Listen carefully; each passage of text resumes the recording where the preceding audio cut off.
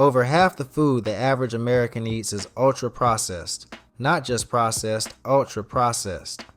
That means more than half of what's going into your body every day is made in a lab, not a kitchen. It's packed with chemicals, loaded with added sugars, and designed to keep you eating more of it. And the truth is, these foods might be doing serious damage to your health without you even realizing it. Ultra-processed foods aren't just junk food or fast food. They're way more common than that. They're the ready-to-eat meals, the sweetened breakfast cereals, the protein bars that look healthy but aren't, the sodas, frozen pizzas, and flavored yogurts that fill grocery store shelves. Basically, if it comes in a package and has a long list of ingredients you wouldn't cook with at home, chances are it's ultra-processed. So what exactly makes a food ultra-processed? It goes far beyond just adding salt or sugar. These foods are made using industrial ingredients like emulsifiers, preservatives, artificial flavors and colors, and synthetic sweeteners. These are ingredients you'd never use in your own cooking because most of them don't even exist in a regular grocery store. The point of all this processing is to make the food taste good, last longer on shelves, and be super convenient.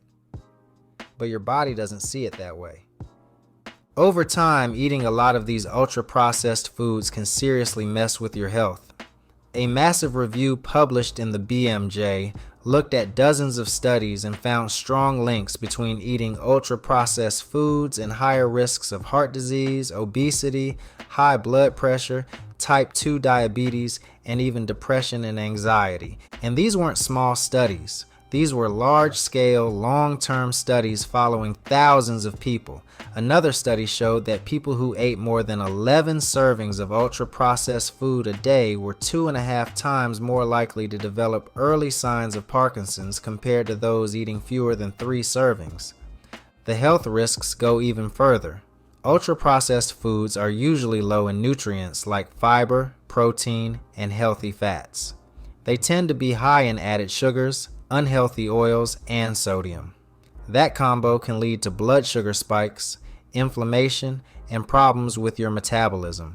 And because these foods don't fill you up the same way real whole foods do, it's easy to overeat without feeling satisfied. One reason this happens is that these foods mess with your hunger and fullness signals. Normally, your brain and stomach work together to tell you when you're hungry and when you've had enough. But ultra-processed foods are made to be so tasty and easy to eat that you just keep going. Ever notice how it's easy to down a whole bag of chips but hard to overeat plain chicken and broccoli? That's not by accident. These foods are literally engineered to override your natural appetite control. The impact isn't just physical. There's growing research showing that diets high in ultra-processed foods can negatively affect your mental health too.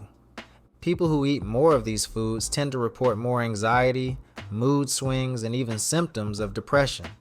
One possible reason is inflammation in the body, which is linked to both diet and mental health. Another is that ultra-processed foods can damage your gut health, which has a huge connection to brain health and mood regulation. Gut health is actually a big deal here. Your gut isn't just about digestion. It helps with your immune system, your hormones, and even your mood. A healthy gut has lots of different types of good bacteria. These bacteria love fiber and nutrients found in whole foods, but ultra-processed foods? Not so much. Diets high in these foods can lower the number of good bacteria in your gut, which can lead to all kinds of problems, from bloating and fatigue to immune issues and chronic inflammation.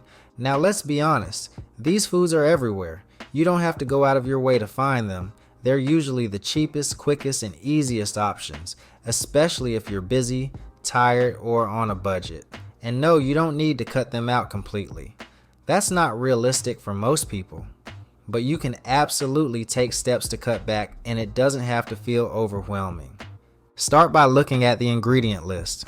If you see a bunch of ingredients you wouldn't use in your own cooking, like artificial sweeteners, preservatives, and names you can't pronounce, that's a red flag.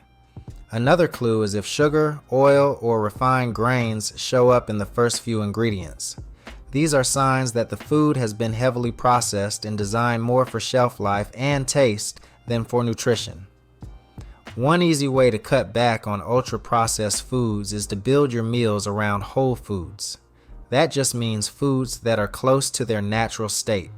Think fruits, vegetables, whole grains, eggs, nuts, beans, plain dairy, and fresh meats or fish. These are the foods your body actually knows how to use. They're packed with nutrients, they keep you full longer, and they support your health in real, lasting ways. Let's say you usually grab a granola bar in the morning. Try switching that out for a piece of fruit with peanut butter or a boiled egg with a slice of whole grain toast.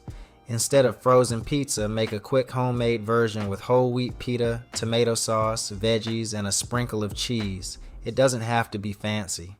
The goal is just to use real ingredients and keep it simple. Cooking at home more often can really help. It gives you control over what goes into your meals. And no, you don't need to cook every single meal from scratch. Even just making dinner a few times a week can make a difference. You can also batch cook or meal prep, things like cooked grains, roasted veggies, or soups that last for a few days, and make weekday meals quicker. When you're grocery shopping, try to stick mostly to the outer edges of the store. That's usually where the fresh foods are: produce, dairy, meat, eggs. The middle aisles tend to be where you find more packaged and ultra-processed options.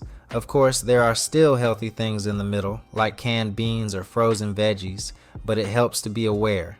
Don't forget drinks.